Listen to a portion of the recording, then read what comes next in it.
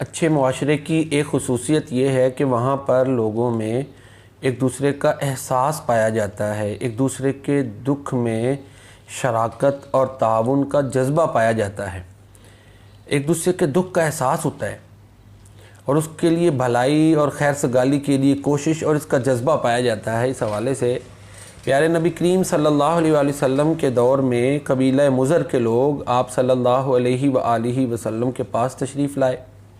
ان کی حالت بڑی ناگفتہ تھی، بڑے وہ پریشان حالات سے دوچار تھے، کپڑے پھٹے ہوئے تھے، کچھ لوگ تھے تو جسم بھی ننگے، یعنی بس اعضائے سطر ڈھکے ہوئے ہیں، کچھ نے وہ پھٹے پرانے کپڑے پہنے ہوئے تھے۔ ان کی حالت بڑی قابل رحم تھی۔ پیارے نبی کریم صلی اللہ علیہ وآلہ وسلم نے جب ان کی حالت دیکھی تو آپ پریشان ہوئے۔ تقریباً صبح کے وقت وہ لوگ آئے، ظہر کی نماز پڑھی گئی، بلال حبشی رضی اللہ تعالیٰ عنہ نے اذان کہی۔ نماز پڑھنے کے بعد پیارے نبی کریم صلی اللہ علیہ وآلہ وسلم نے خطبہ ارشاد فرمایا اور اس خطبے میں 2 آیات پڑھیں۔ ایک سورۃ النساء کی پہلی آیت مبارکہ، یا ایھا الناس اتقوا ربکم الذی خلقکم من نفس واحدہ وخلق منها زوجها وبث منهما رجالا كثيرا ونساء واتقوا اللہ الذی تساءلون به والارحام ان اللہ کان علیکم رقیبا۔ اے لوگو، اپنے اس رب سے ڈر جاؤ جس نے ایک جان سے تمہیں پیدا کیا، پھر اس سے اور عورتیں اور مرد پھیلا دیے، پھر اسی اللہ کے نام پہ تم سوال کرتے ہو، اس سے ڈرو، رشتہ داریوں کو توڑنے سے ڈرو۔ بہرحال یہ آیت مبارکہ آپ نے پڑھی۔ اسی طرح پھر سورۃ الحشر کی آیت مبارکہ، یا ایھا الذین آمنوا اتقوا اللہ وَلْتَنظُرْ نَفْسٌ مَا قَدَّمَتْ لِغَدٍ وَاتَّقُوا اللَّهَ إِنَّ اللَّهَ خَبِيرٌ بِمَا تَعْمَلُونَ۔ اے ایمان والو، اللہ تعالیٰ سے ڈر جاؤ اور ہر نفس دیکھے کہ اس نے آئندہ کل کے لیے کیا بھیجا ہے۔ تو بہرحال یہ آیات پڑھیں۔ پھر آپ نے فرمایا کہ اتقوا النار ولو بشق تمرۃ، آگ سے بچو اگرچہ کھجور کا ایک حصہ ہی اللہ کی راہ میں خرچ کر کے تم بچو۔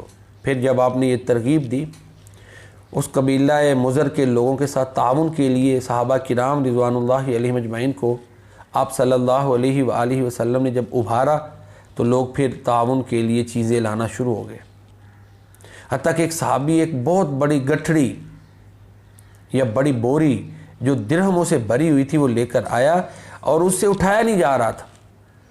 تو پھر اللہ کے نبی صلی اللہ علیہ وسلم کا یہ بھی فرمان ہے کہ جس نے اسلام میں ایک اچھا طریقہ ایجاد کیا تو جب تک لوگ اس پر عمل کریں گے اس کو بھی ثواب ہوگا۔ دین اسلام تو مکمل ہو چکا ہے نا، الیوم اکملت لکم دینکم واتممت علیکم نعمتی ورضیت لکم الاسلام دینا۔ تو اچھا طریقہ کیا ہے؟ اچھے طریقے یہ ہے کہ معاشرے میں اچھے رجحانات، صدقہ و خیرات کے بڑے بڑے اچھے طریقے ہوتے ہیں۔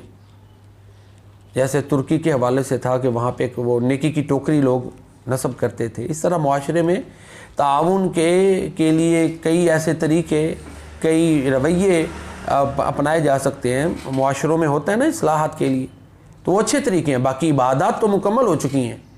اب کوئی یہ تو نہیں کر سکتا نا کہ جی فلاں وقت آئے یہ نماز پڑھ لیا کریں تو یہ اس کو ایجاد کر دے، وہ تو مکمل ہو چکا ہے۔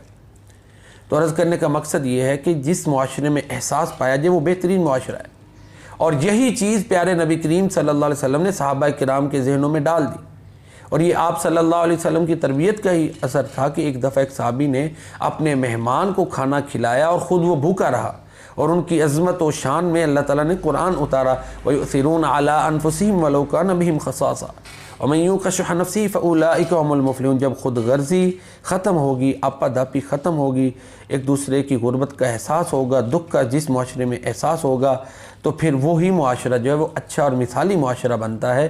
پیارے نبی کریم صلی اللہ علیہ وسلم نے ایسے معاشرہ کی جو ہے نا وہ تخلیق کی، ایسا معاشرہ بنایا ہے۔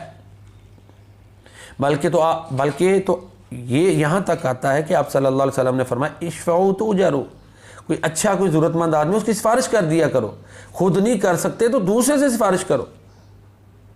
پھر آپ نے فرمایا میرے پاس بھی سفارش لے کر آؤ، ہاں میں نے تو وہی بات کرنی ہے جو اللہ نے مجھے حکم دینا ہے، میری زبان سے اللہ تعالیٰ کا ہی حکم جاری ہونا ہے، لیکن تم سفارش کرو اور اجر پاؤ۔ تو یہ اچھا معاشرہ ہے جس میں ایک دوسرے کا احساس ہو، دکھ سکھ کے لوگ شریک ہوں۔ یہ جس طرح کہ آج ہمارے جو ہے نا وہ چڑھتی جا رہی ہیں، جو ہے نا یہ دنیا داری مادیت ہمارے دماغوں کے اوپر اس کا زنگ جو ہے نا وہ چڑھ چکا ہے اور آپا دھاپی کا دور ہے، دوسروں کا احساس ختم ہوتا جا رہا ہے، رشتوں میں کیا، ہمسائیگیوں میں کیا، اسی طرح کولیگز میں کیا۔ تو بہرحال ایک مثالی معاشرہ اگر ہم بنانا چاہتے ہیں تو اس میں یہی ہے کہ ہم قرآن و سنت کی طرف لوٹیں، پیارے نبی کریم صلی اللہ علیہ وسلم کی سیرت سے رہنمائی لیں، وہی دیرینہ بیماری، وہی نامحکمی دل کی، علاج اس کا وہی آب نشاط انگیز ہے ساقی۔